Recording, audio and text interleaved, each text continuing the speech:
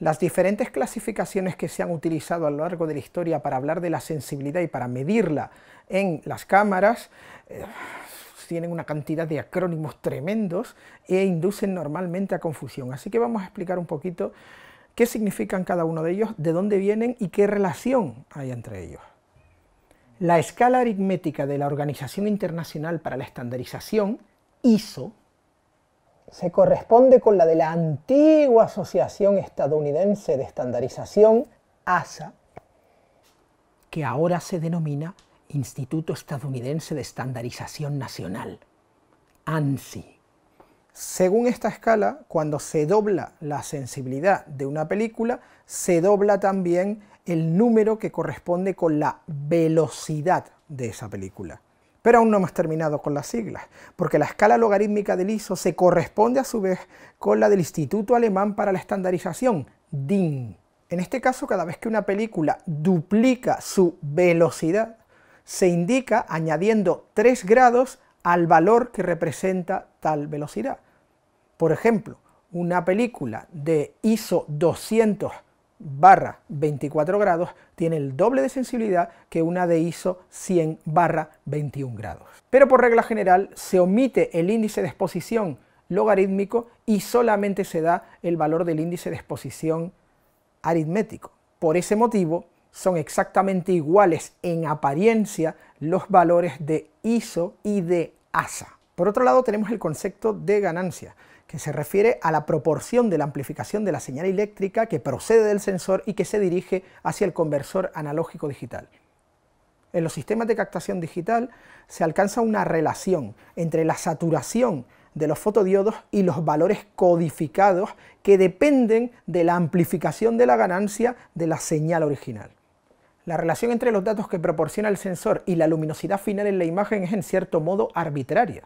Depende de muchos factores seleccionados para la interpretación de la información que procede del sensor en un determinado espacio de color tal como el RGB. Hay numerosos elementos que contribuyen a elevar la clasificación ISO o a mejorar la clasificación ISO del sensor. La propia eficiencia de los fotodiodos individuales y su tamaño ayudan a que se reduzca el ruido base. También lo hace el factor de relleno elevado en ese caso. Si coinciden ambas cosas, es decir, un tamaño de fotodiodo bastante grande y un factor bastante elevado, el fabricante se puede permitir elevar un poco la ganancia para conseguir tener más señal. Se dedica por tanto un gran esfuerzo y gran cantidad de la potencia de procesado para los procedimientos de eliminación del ruido y aquellos de los que ya hablamos en el capítulo anterior de sustracción de fotograma oscuro. Con todo ello se consigue aumentar aún más la sensibilidad.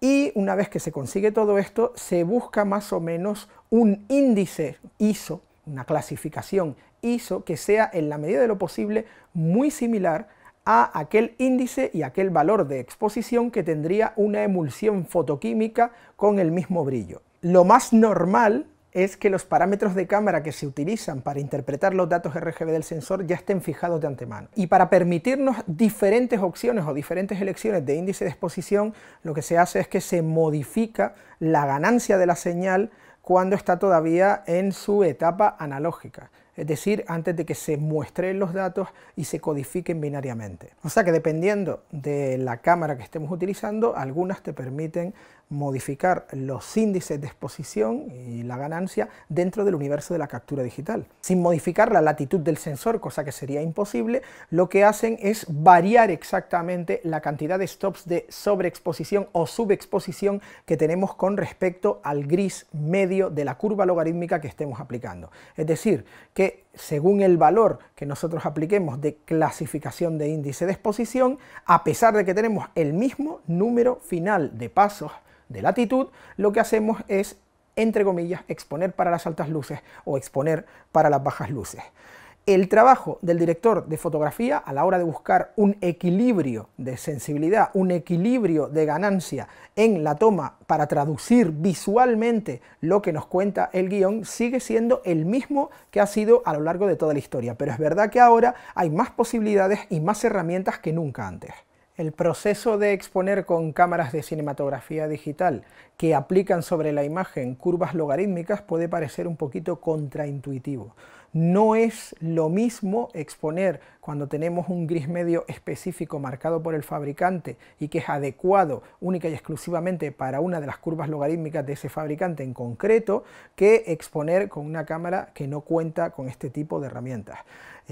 Puede que haya mucha gente que esté habituada antiguamente a tener una cámara en la cual el valor de ISO o la clasificación de ISO nativo o base, o el valor de ganancia 0, que eso sí sería en 0 decibelios, sí que sería realmente donde tenemos el ISO nativo, se empeñaran en que a partir de ahí estuvieran el punto más bajo y se fuera subiendo la ganancia, y según se iba subiendo la ganancia, no solo subía la señal, sino también su primo feo, el ruido. Pero esto no ocurre así con este tipo de cámaras. ¿Por qué? Porque lo que tenemos, insisto, es siempre, en todo momento, la misma latitud.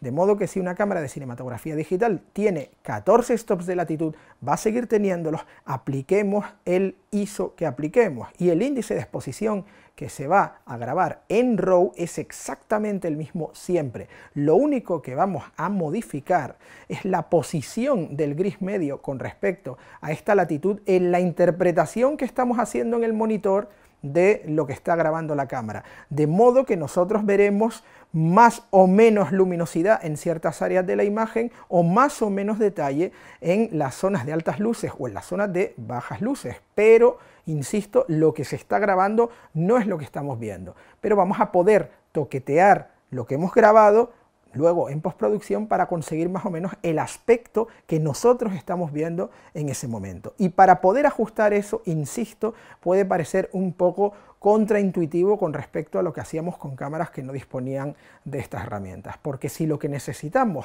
es tener mayor información en las altas luces, la manera de conseguir esto con los 14 stops de latitud, de exponer para las altas luces, es subir el índice de exposición.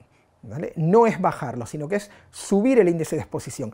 Esto no nos va a dar más o menos ruido, porque la latitud del sensor, insisto, es la misma siempre.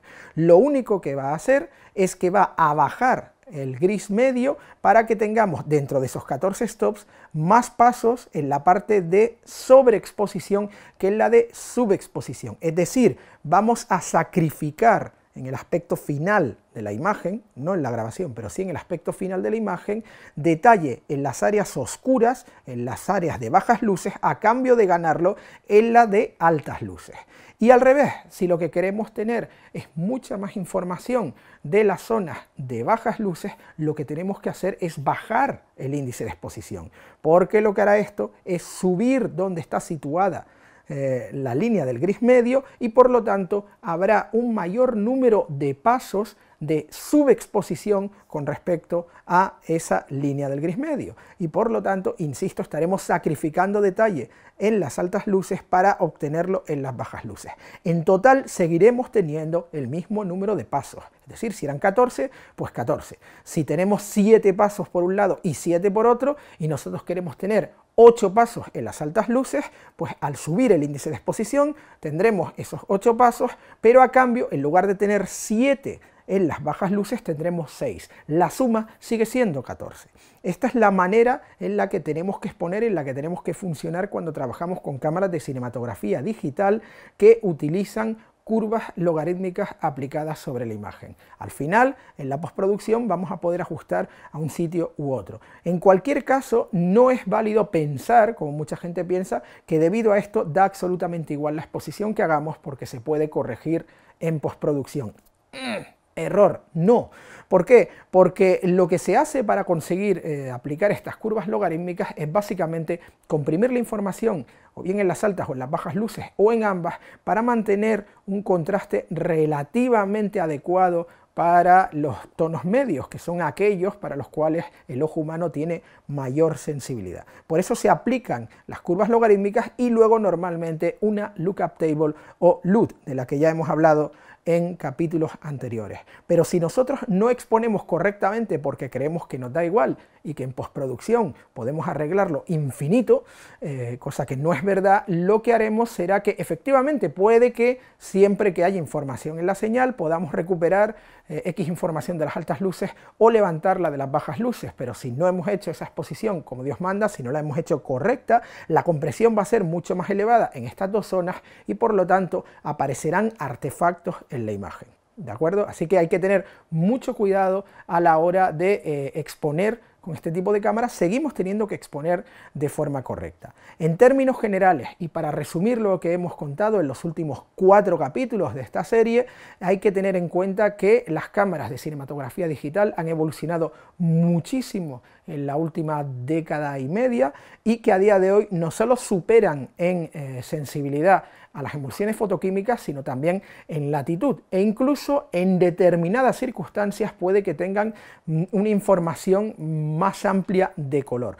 Cuidado con esto porque estamos hablando de diferencias de carácter estructural, es decir, el color, en el sistema de color que utiliza la emulsión fotoquímica es un sistema básicamente sustractivo, mientras que el sistema de captación de color en una cámara de captación digital es aditivo, con lo cual estamos comparando peras con manzanas. Las cámaras de captación digital tienen determinados problemas, por ejemplo, con los púrpuras muy intensos que no suponían ningún problema en las emulsiones fotoquímicas. A cambio, tienen, por ejemplo, como he dicho antes, mucha más latitud, por regla general, sobre todo en las bajas luces.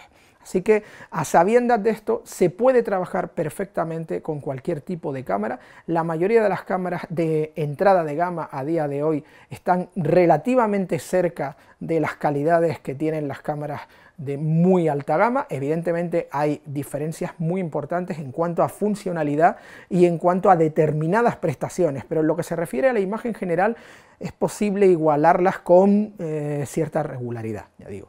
Así que teniendo en cuenta todo esto, sabiendo cómo exponer correctamente y sabiendo cómo aprovechar y cómo interpretar la sensibilidad de estas nuevas herramientas, utilicémoslo para contar historias, que es al fin y al cabo de lo que va todo esto.